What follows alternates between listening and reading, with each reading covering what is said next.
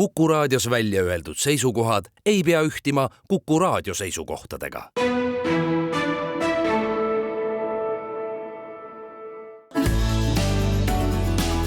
Keskpäevatund.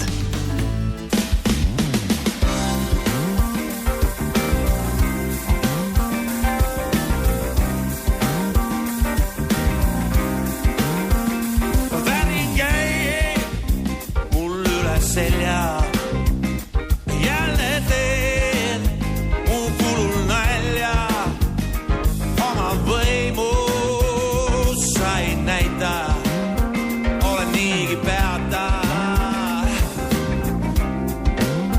Kas oled sa see, kes täna õhtul veel võtab rindu südame ja valiku tee? Sans on see näidata, et olen mees. Nii ma teen, nii ma tõesti täna teen. Sinu valinud ma, valinin nüüd ma. Sinu valinud ma, valinin nüüd ma. Sinu valinud ma, valinin nüüd ma. On kindel see ja nii ma teen.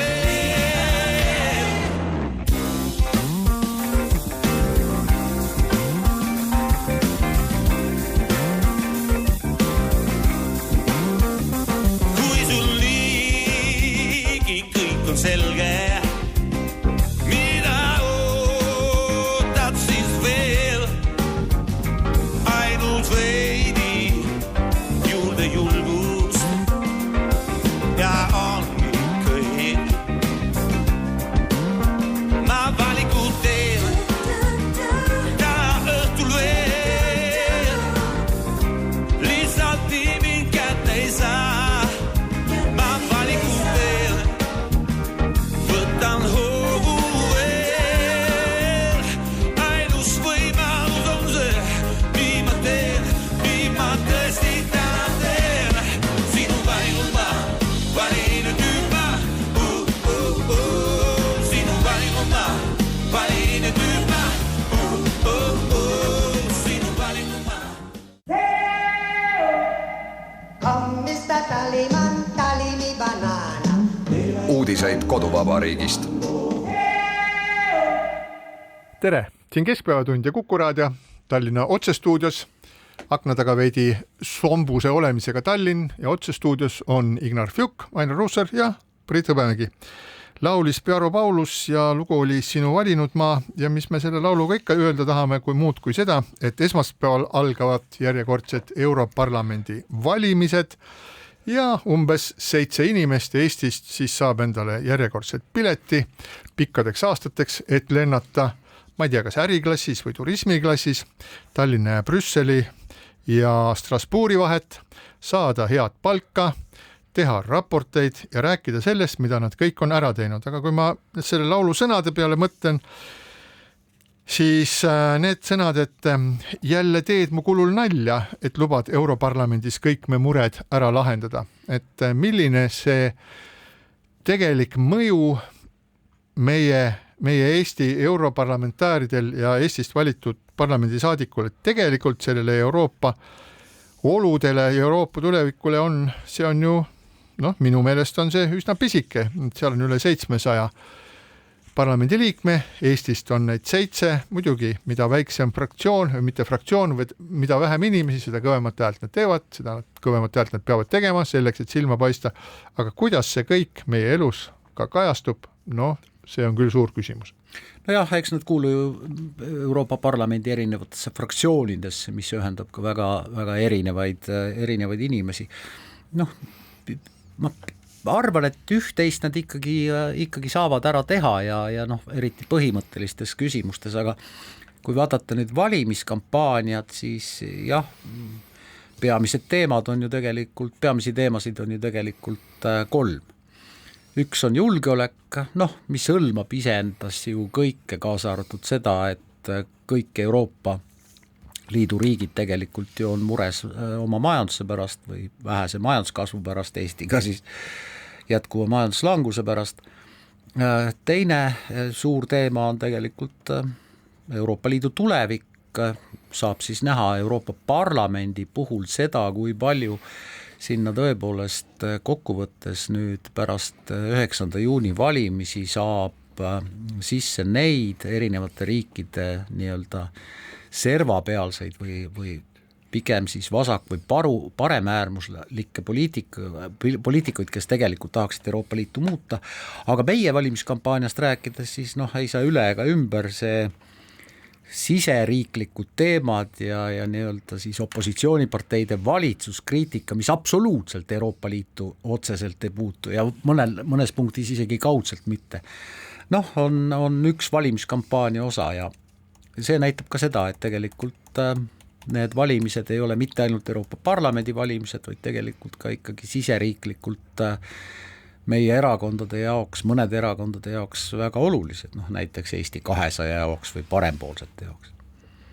See on huvitav, et sa lõpetasid, Ainar, sedastusega, et need valimised on olulised erakondadele ja võib-olla sellega asi piirdubki, et kasu, mida nüüd eestlane sellest Europarlamendist saab, seda on väga raske näha isegi minul, kes ma üldiselt ikka poliitikat jälgin ja olen ka poliitikas olnud.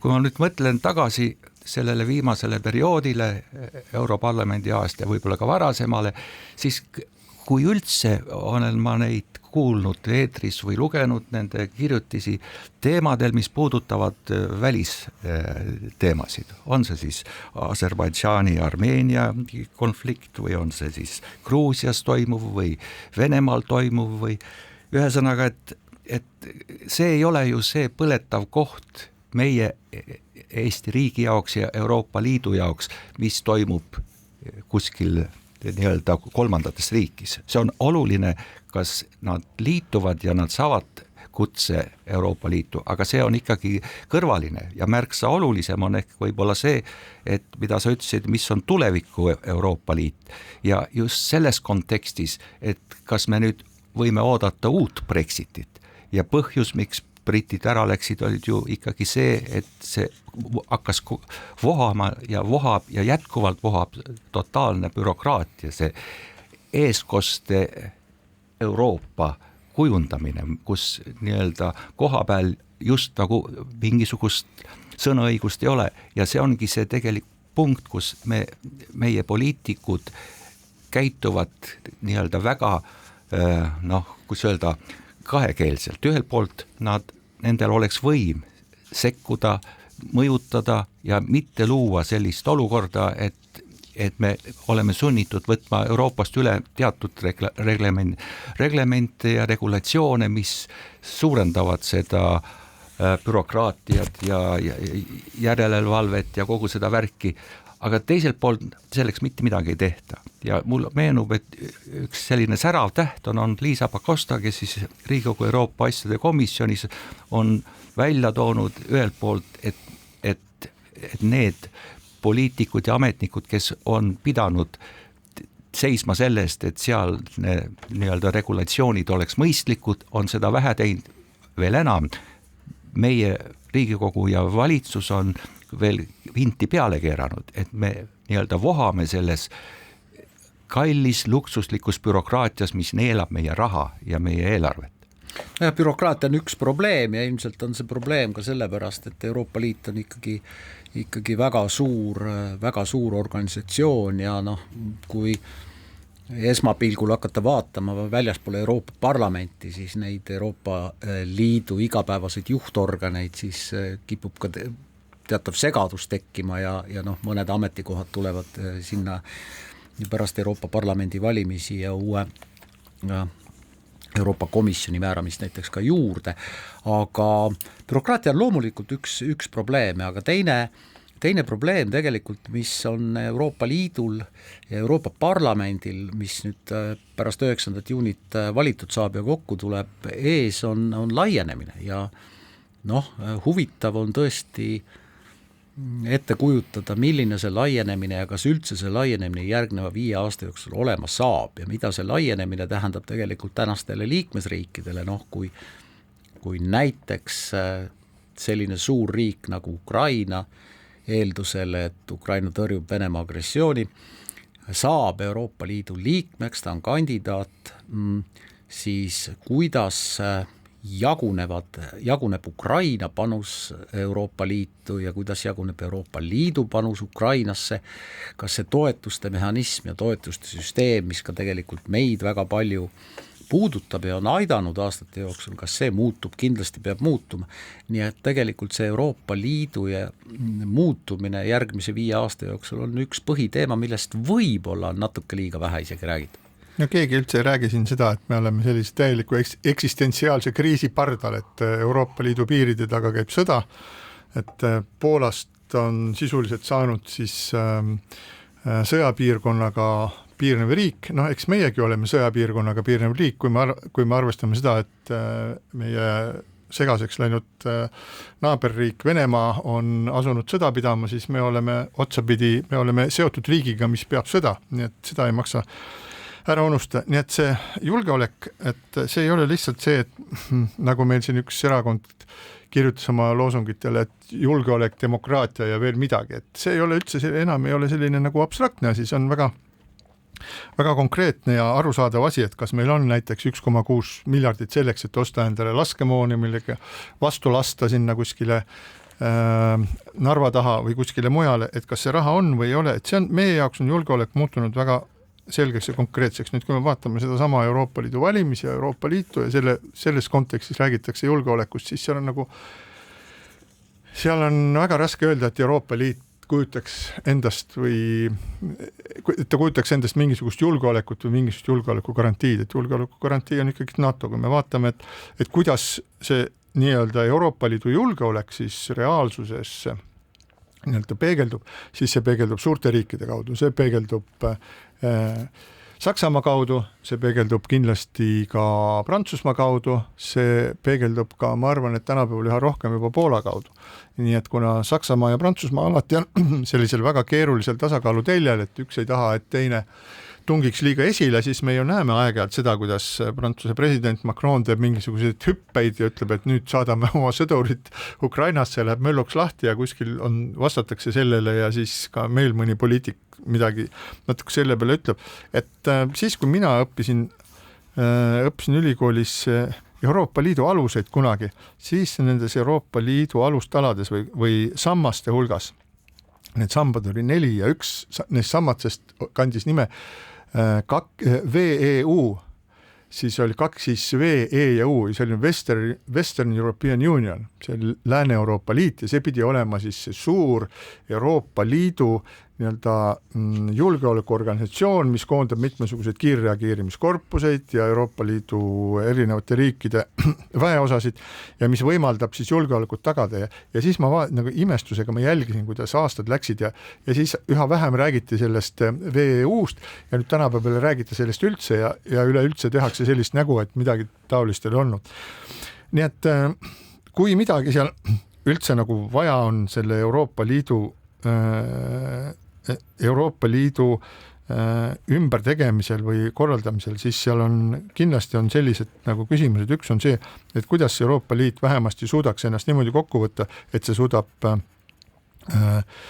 mobiliseerida oma relvatööstuse, tootmise, mingisugused muud aspektid, et see ei jää üksikute liikmesriikide taha kinni ja kahtlemata ka seda, et kuidas siis, kui juhtub liikmete hulgas olema 1, aga miks mitte 2 või 3 sellist Putiniga kokku mängivat tegelast, nagu näiteks Slovakkia või siis Ungari, et mida nende tüüpidega õieti peale hakata, kes blokeerivad miljardite eurode andmist, 10 miljardite eurode toetuse andmist Ukrainale ja nendest jagu saamiseks tuleb välja mõelda mingisugust trikk, et lepitakse seal Ungari juhiga kokku, et kuule, mine äkki kempsu, me sel ajal hääletame ära, selge on ju see, et see toimuski kokkuleppega, et mitte ei olnud nii, et Orban läks kempsu ja sel ajal hääletati või talle öeldi, et kuule, mine välja ja korraks ja me teeme selle asja ära, aga see on nagu täiesti naeruväärne ja niimoodi minna siis Euroopa tulevikule vastu on minu meelest täitsa lootusetu asi. Eks see ongi osa sellest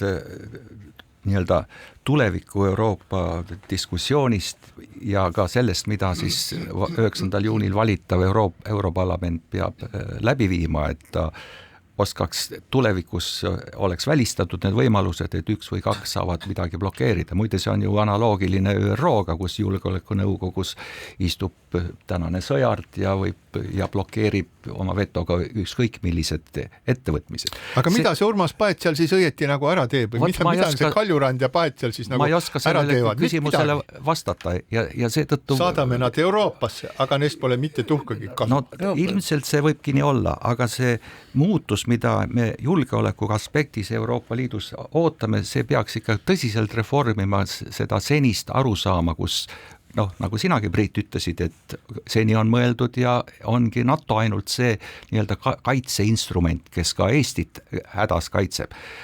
Me võime küll kavandada omale eelarvesse ja mõelda tohutuid summasid küll laskemoonale, küll igasugustele teistele sõjariistadele, aga minu kujutuses peaks nüüd Euroopa Liit ennast reformima selliselt, et tasapisi kujuneks temast üks nii-öelda Euroopa NATO, mis peaks kiiremini reageerima ja muide piiri valvamisega seoses ju sellised muutused on juba toimunud. Aga kõik see, mis puudutab sõjamoonade tootmist, kiirreageerimist, see peaks olema koha peal ja mitte ainult loota Saksamaale või Prantsusmaale või Itaaliale. No ja see on väga keeruline luua NATO-ga paralleelset NATO-t, et ma kujutan ette, et Euroopa Liidu ei tohigi teha seda. Seda ei tohigi teha, et Euroopa Liidu roll selle julgeoleku tagamisel peaks ikkagi olema pigem selline majanduse ühtlustamine nii palju, kui see on võimalik, ka piirikontroll, ka tegelikult siis näiteks Ukraina abistamine, et selles ollakse üksmeelel ja nii edasi, aga tegelikult pealt näha lihtsates, aga tegelikult keerulistes asjades võiks ju kokku leppida, et kui me näeme Ungarit ja Priidu poolt viidatud ka Slovakkiat, eks ole, eriti Ungarit, siis tegelikult võiks ju Euroopa Liidu parlament või Euroopa Parlament kuidagi otsustada ära kas või hääletusmehhanismi muutmise Euroopa Liidu ülemkogul. Ei pea olema absoluutne kõigi poolthääl. Võib olla lihtne häälte enamuseks. See on palju, see kvalifitseeritud häälte enamus on muidugi üks võimalus, sellepärast, et see lihtsalt loobumine sellest vetost, eriti väikeste riikide puhul nagu Eesti, on ühest küljest nagu tahaks, et oleks võimalik nii-öelda Ungariga, selliste Ungari-taoliste riikide puhul kiiresti nagu asjaga hakkama saada, et okei, et teil ei ole seda vetoõigust, aga teisest küljest see on seesama, millega lüüakse ka meid, et kui Eestil on mõistlikus asjas mingisugune positsioon, siis me ei saa seda blokeerida. Nii et, aga see kvalifitseeritud häälte enamus on võib-olla üks asi, aga mis ma tahtsin sulle... Ütlen siia vahele, et NATOs on ka absoluutne häälte enamus, kõigi poolt hääled põhimõttelistes küsimustes, sellepärast ju Rootsi saamine NATO liikmeks venis, sest Türgi oli vastu. Ja igal juhul see funktsioneerib esialgu, kuigi kahtlusi on, aga mis ma tahtsin sulle Ignar öelda selle kohta, et las nad teevad seal nagu uue ja parema Euroopa Liidu, siis tegelikult mul oli siin võimalus kohtuda möödunud nädalal Euroopa Parlamendi kommunikatsioonidirektoriga, kes käis Tallinnas ja muuhulgas siis sai ka küsitud seda, et mis on siis need nagu kõige olulisemad või kõige suuremad muutused, mis üldse pärast neid Europarlamendi valimisi tulevad. Nüüd olukord on selline, et tegelikult päris täpselt keegi ei oskagi ette prognoosida, ajad on erilised, et mis siis seal saama hakkab. Kõige olulisem küsimus, mis Euroopa Parlamendi puhul üldse praegu on ja millele vastust ei ole, on see, kuidas formeerub sinna uus parempoolsete või äärmusparempoolsete või paremradikaalide või rohkem parempoolsete. Seal kasutatakse erinevaid termineid selle kohta, aga mõte on üks sama, et nad on nagu parempoolsest veel paremal. Et kuidas nende blokk siis formeerub, sellepärast, et väga suured riigid, kellel on hästi palju kohti, nagu näiteks Prantsusmaa, kus Marine Le Pen möllab suure hooga ja ammu ületanud populaarsuselt siis Macroni, Itaalia, kus on Meloni, ka Saksamaa, kuigi see AfD on sealt juba teatud seltskonnast välja visatud, eks ole, aga teistes riikides ka, et nende jõud suureneb ja lõppkokkuvõttes ühesõnaga seal Europarlamendis tekivad mitmesugused, kas tekib üks plokk või tekib mitu plokki, mis selliseid ideid toetavad ja mul on selline mulje, et me tegelikult ja me hääletame, saadame inimesed sinna Euroopasse, las nad siis teevad, sinna lähevad meie toredad sotsid ja siis reformierakondlased ja paar inimest Isamaast ka, eks ole. Ja siis, aga need suured protsessid, mis seal toimuvad, on absoluutselt väljaspool nende kontrolli, et kas nad üldse kuidagi otsapidi puutuvad nendesse suurtesse parteiperedesse, kes seal võivad hakata nagu olulist osa mängima, millega ma tahan öelda, et me istume siin kausi serval, ühesõnaga me saadame oma väikse siukse pähklikoorekese, lükkame sinna tormisele merele, et minge lapsed, minge sõitke sinna, vaadake, kas saate midagi teha, aga tegelikult ma olen selles osas täiesti pessimistlik. Ja ma küsingi juurde, et mis siis tegelikult muutub, kui ka nüüd need parempoolselt, kellele sa viitad või need äärmuslased, kellel sa ka viitasid. Parempoolsed ei ole küll äärmuslased. Jah, ma just sellepärast seda nagu parandasingi seda veidikene, et kui nende jõud suureneb, no mis siis? See on ju reaktsioon sellele, mis Euroopa Liidu liikmesriikides on toimunud. See, mis täna toimub Rootsis, mõned linnad ja mõned piirkonnad, sinna ei julge ka politseinik enam minna. See on see, kuidas aastakümned ei ole osatud migratsiooni juhtida ja sellega toime tulla. Näiteks Taani 10 aastat tagasi tegi hoopis teistsuguseid migratsiooniga seonduvaid otsuseid, mis puudutab nii-öelda lõimumist ja integreerimist ja seal selliseid probleeme ei ole. Ja keegi ei sõima ka huvitav kombel. Ja täpselt see, mis täna Euroopa Liitu ähvardab, on see, et need tööd ja tegevused on liikmesriikides tegemata, et Prantsusmaad ähvardab samasugune torm, nagu on praegu Rootsis. Ja nii et tõepoolest, Euroopa Liit ei ole siin nii-öelda tegija, ta on ainult reaktsioon või näide liikmesriikides toimuvast. Nii et meie 7 saadikust ei sõltu midagi, kui meil omal Eestis on asjad korras. Jah, ei sõltu ka sellest 705 saadikust kokkuvõttes suurt midagi, kui ei võeta vastu mingit põhimõtteliselt teistsugust otsust. Praegu teie poolt kirjeldatud asjad on kõigi riikide siseriiklik probleem. Ehk siis see, kuidas migrantidest tekivad äärmuslased, keda ei saa kontrollida, kes hoiavad põliselanikonda hirmu all, kes kasvatavad rahvaarvu,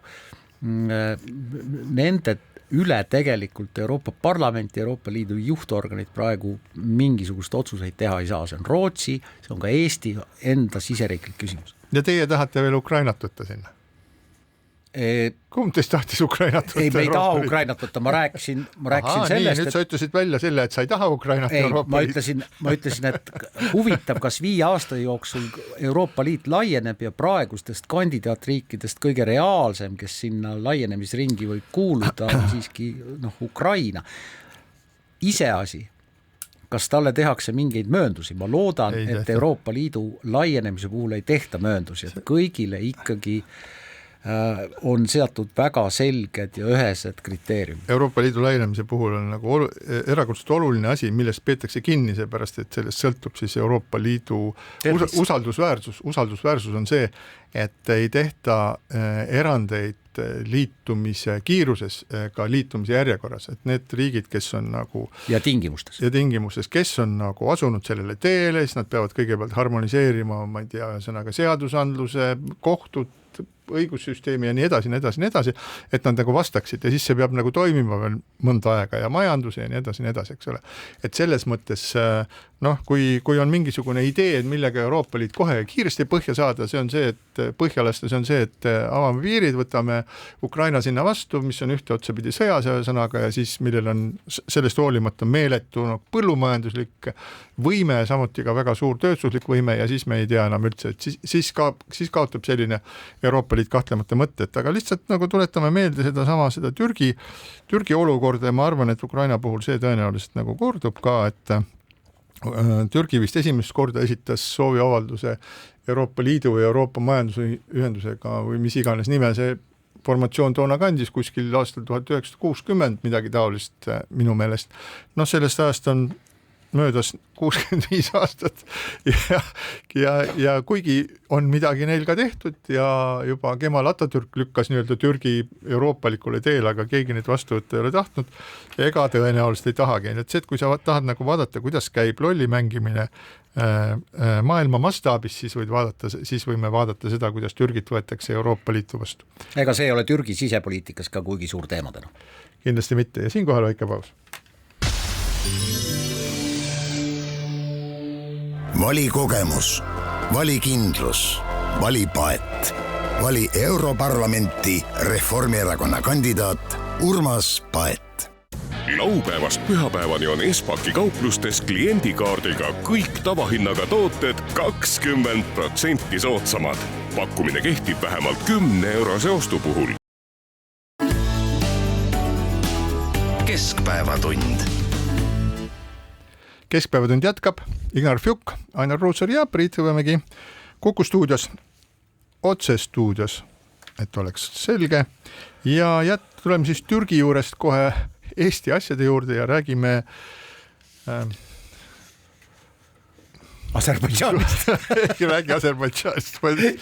Just jah, ma just selle saate vahel kuulasin natukene Ivo Linna poolt sisse lauldud lugu Zuleika Hanum ja räägime natuke siis Zuzust, Eesti poliitikust, kes on olnud roheliste juht ja on selline terava sõnaga nähvakas Eesti poliitik, kes tavaliselt ajab sellistel läige verega eestlastel kõik juhtmed kõrbema ja täpselt niimoodi juhtus ka siis möödunud nädalal, et pärast roheliste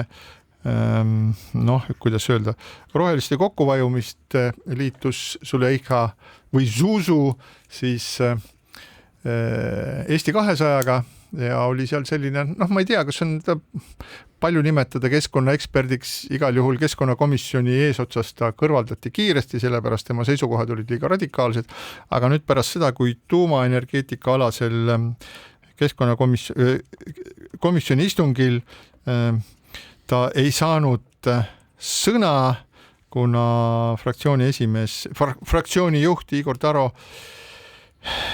ei teinud talle sellist erilist võimalust, tegelikult protokolli järgi ta ei oleks pidanud kui sõna saama, aga kui siis Zuzu läks selle jutuga avalikkuse ette, siis ta visati erakonnast Eesti 200 välja. Mind paneb päriselt imestama, et Eesti 200 on mõne avaliku arvamuse uuringu alusel või põhjal langenud juba allapoole valimiskünnist.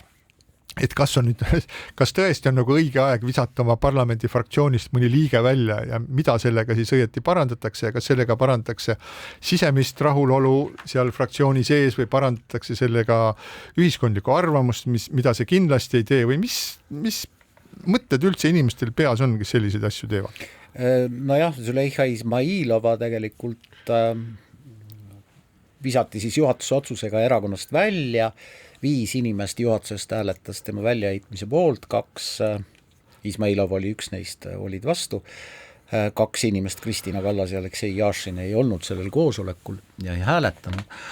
Aga jah, Riigikogus aknaaluste nii-öelda fraktsiooni siis või parteidesse mitte kuuluvate inimeste pingirida täieneb. Nüüd tegelikult Izmailova konflikt praegust Eesti 200 juhtidega ei ole ju eilne ega eelmise nädala probleem. See ulatub kuid tagasi meretuuleparkide vaidluses, tekkis sõnavahetus ja nii edasi.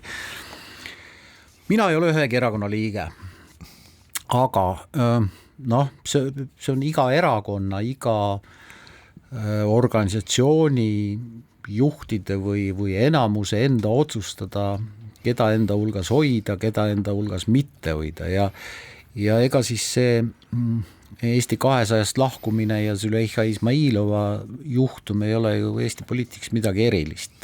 Erakondadest ikka inimesi lahkub, ikka visatakse neid sealt ka välja. Meenutagem, et pereheitmist on toimunud teisteski parteides, kuidas tekkisid parempoolsed ja parempoolsed tänase juhi ambitsioon. Meenutagem, et Isamaa liit lagunes, et mitte öelda, et paljud tänased parempoolsete juhid tegelikult ju tõrjuti Isamaa liidust eemale, nende vaated ei sobinud tollase Isamaa liiduga. Keskerakonnas on toimunud väga palju muutusi, eriti nüüd pärast juhivahetust. EKRE-st on inimesed lahkunud või ka nende liikmesolek peatatud või nad välja visatud.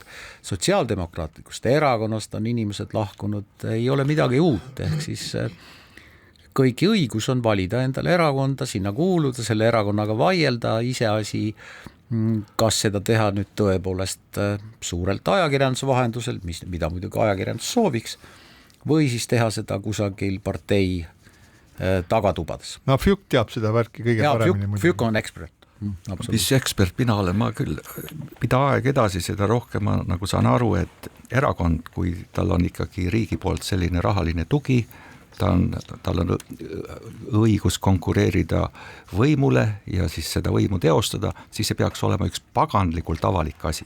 See ei saa olla mingisugune tagatubade seltskonna või mingi perekonna asi ühe erakonna suhtes, aga kui on tagatuba, siis see on ka omamoodi perekond. See ei teki nii-öelda üleöö, seal liikmed nii-öelda ei vahetu, see on üks seltskond, kes arvab, et erakond on nende oma.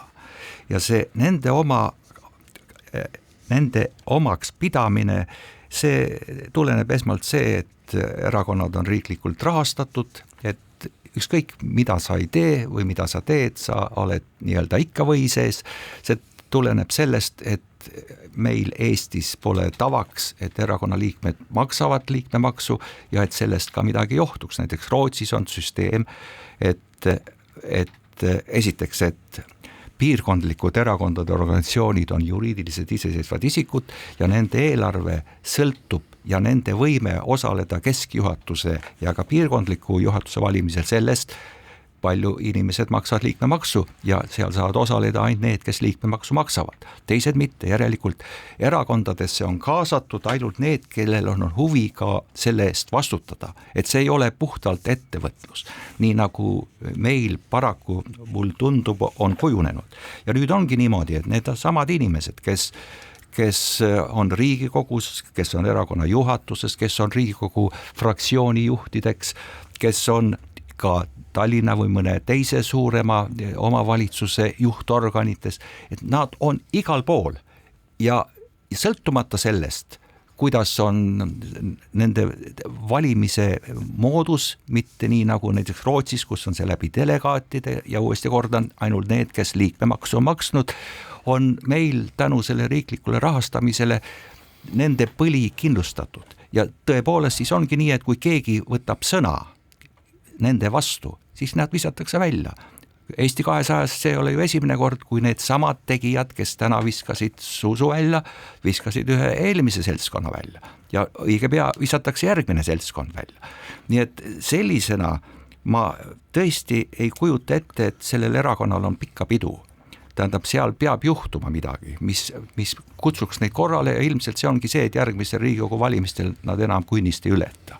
Nad teevad kõik selleks, et see nii juhtuks. Et põhimõtteliselt sa tahad öelda seda, et selline tegevus, ütleme sellise väikse partei nagu Eesti 200 puhul, et kui sealt kedagi välja visatakse, siis tegelikult nagu kindlustatakse oma nagu toidulauda. Et seal ei oleks neid inimesi, kes seal võivad nende sellise, kuidas selle toiduahela ära rikkuda. Absoluutselt, need inimesed, kes esitavad ebamugavaid küsimusi, kas te olete kunagi kuulnud, et mõnest erakonnast on visatud välja mõni selline erakonna liige, kes on kuritarvitanud avaliku raha kasutust, ma mõtlen kõrgel tasemel juhtimist. Ei ole. Kui nad siis ise on ära läinud, aga neid ei ole kunagi välja visatud, aga sõnakasutuse eest küll. Nojah, Izmailovale muidugi võib ette heita ka seda, et ta muidugi ilmselt on natuke rohkem intrigaan kui mõned teised, et ta intrigeerib võib-olla ka nendel partei juhtkonna koosolekutel võib-olla rohkem, kui see juhtkonnale meeldiks ja tõepoolest ta ei varja ka oma suhtumist ja oma vastuhääl ikka ei ole varjanud ka ajakirjanduses, aga võib-olla sinuga teatud peataolekut Eesti enda 200 hulgas, et juba mainitud, et erinevate küsitluste järgi viimase poole aasta jooksul Eesti 200 toetus on seal valimiskünnise piiri peal natuke alla, natuke üle ja nüüd Euroopa Parlamendi valimised tegelikult näitavad ikkagi midagile teha toetust mitte ainult nendele kandidaatidele, kes kandideerivad, vaid ka erakonnale laiemalt. Ehk siis võib-olla selles erakonnas on teatav stress, vaatamata sellele, et tegemist on valitsusparteiga, vaatamata sellele, et sellesse erakonda kuuluvad mitmed väga-väga agarad valitsuse ministrid, et neile kuulub Riigikogu esimehe koht ja nii edasi. Ehk siis teatav peataolek võib-olla on ka see, mis sellist sisemist mingisugust killustatust või stressi tekitab. Jah, aga hirmus palju aega läks selle nii pisikese erakonna peale. Et sel nädalal peaaegu pisikesed, tegemist on valitsusparteiga. Vaata, palju neil Riigikogus kohti on, ei ole ta nii pisikene midagi. Mis neist siis väga nüüd nagu oleneb siis? Nad on valitsuse liikmed, neil on valitsuses mitu võtmekohta, välisminister, väga tubli haridus- ja teadusminister, vähemalt selles mõttes, et ta on kogu aeg pildil, kogu aeg toimetab midagi. Riigi tähtsuselt teine ametikoht, parlamendi esimees, on ikka küll. Ja, ootame järgmiste Riigikogu valimisteni. Sinna on küll veel aega. Siis me näeme, kes sinna valitakse ja millistes erakondades need inimesed, kes seal praegu tegutsevad, millistes erakondades need siis on. Aga sel nädalal jooksis läbi üks uudis, mis jäi peaaegu tähelepanuta, on see, et pärast pikka aega on Eestis oodata taas ühte tõsisemat kemplust siis viinakuradiga, et teatavasti aastatel 2016 kuni 2018 siis sotside kehtestatud maksumuudatused ehk alkoholiaktsiisi tõstmine tekitas suurema lainetuse ja maksud tahtsid vägisi sõita ära Lätti ja nüüd tutvustati Sotsiaalministeeriumis koos Maailma Tervishoiuorganisatsiooni ja ühe Kanada instituudi või keskusega valminud uuringut Eesti alkoholipoliitika mõjudest, jõuti arusaamisele, et liiga paljudes kohtades müüakse, liiga palju juuakse.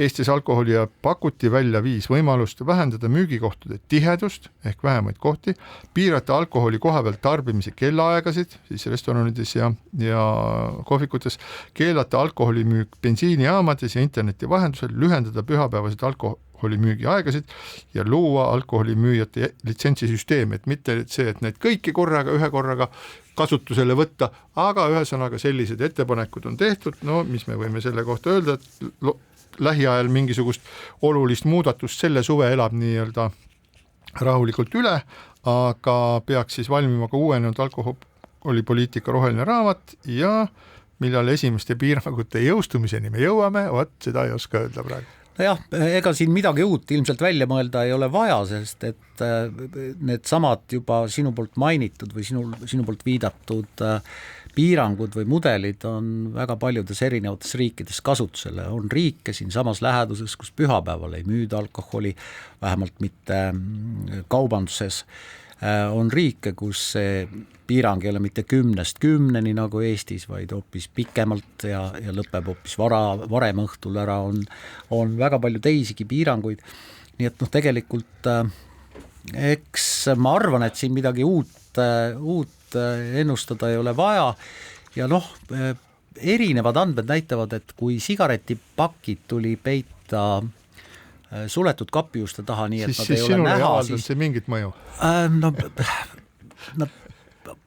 Sotsiaalministeerium väidab, et mingit mõju avaldas, aga ma arvan, et mitte väga tõsist ja seesama ministeerium muretseb nüüd ja Tervise Arengu Instituut muretsevad nüüd väga palju sellepärast, et jah, kui tavaliste sigarettide tarbimine on vähenenud, siis e-sigaret, mis ei ole toru, kus saab kuuma õhku sisse imeda, vaid mis on samamoodi nikotiini sisaldav, et nende vastu nagu mingit piirangud. Põhjused, et miks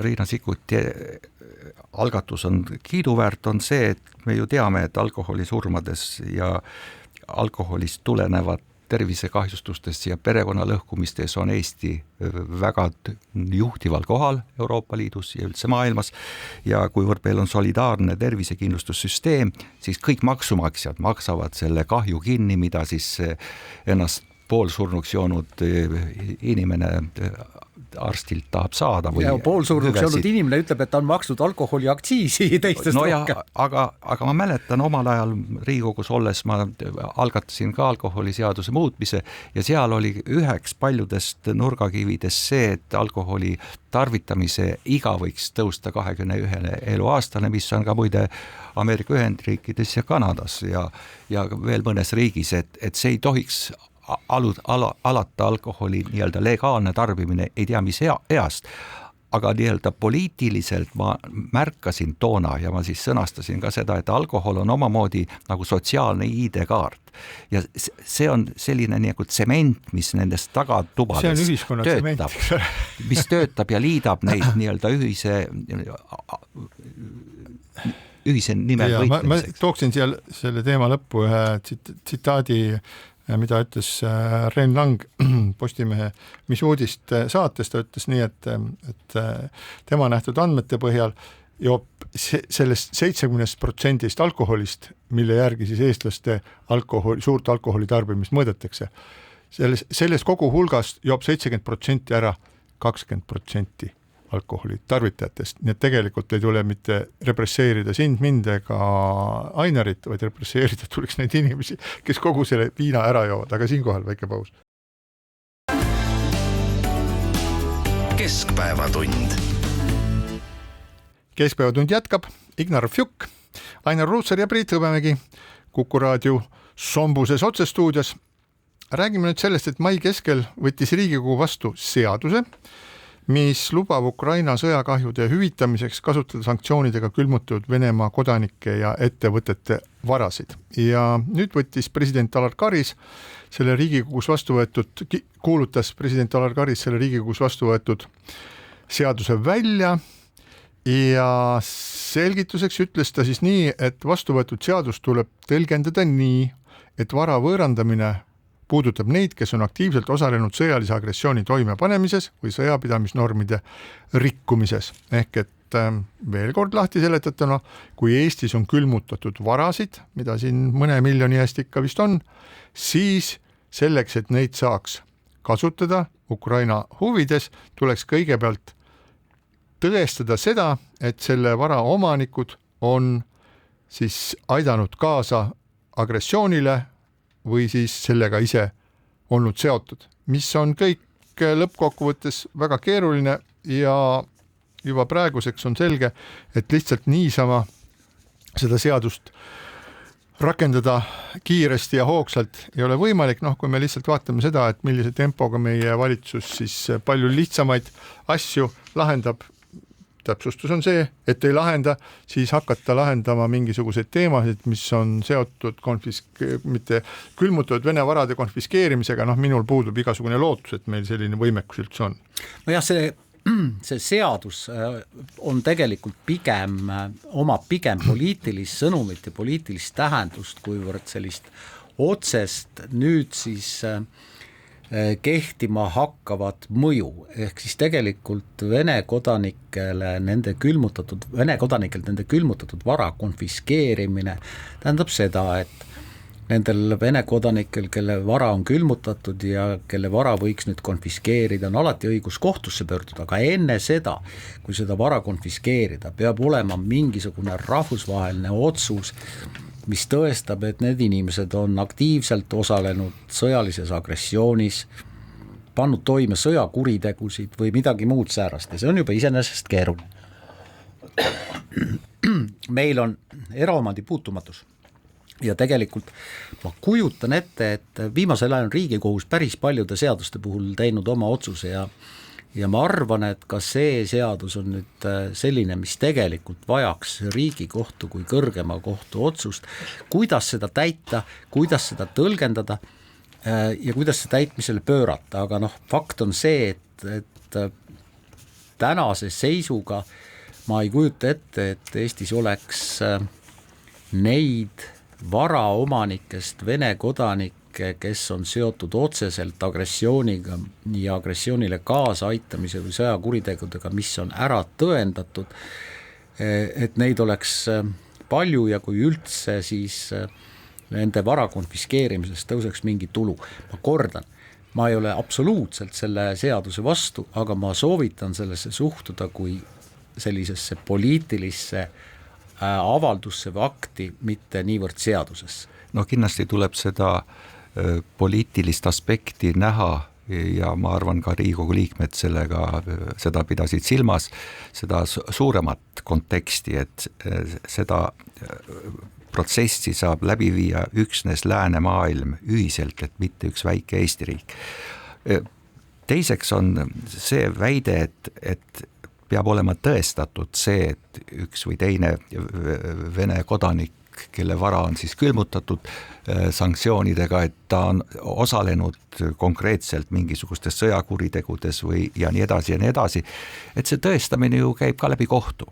Et ei ole olemas mingisugust ühiskondlikku organisatsiooni või mingisugusest nõukoda, kes siis seda saaks teha. Ja mitte läbi Eesti kohtu. Ja mitte läbi Eesti kohtu. Nii et selles suhtes, kui see poliitilisus selle seaduse puhul ja ka presidendi puhul, kes selle välja kuulutas, lähtus nii-öelda poliitilisest aspektist, siis ma arvan, et ta natukene kitsalt poliitilisest aspektist lähtutud, sest kindlasti sellele reageerib Vene Föderatsioon oma alatuses ebasümmeetriliselt ja mitte ainult ei võta üle mingist varasid, mis kuulub Eesti Vabariigi kodanikele, vaid teeb seda totaalselt ja ainult sellest poliitilisest aspektist lähtudes.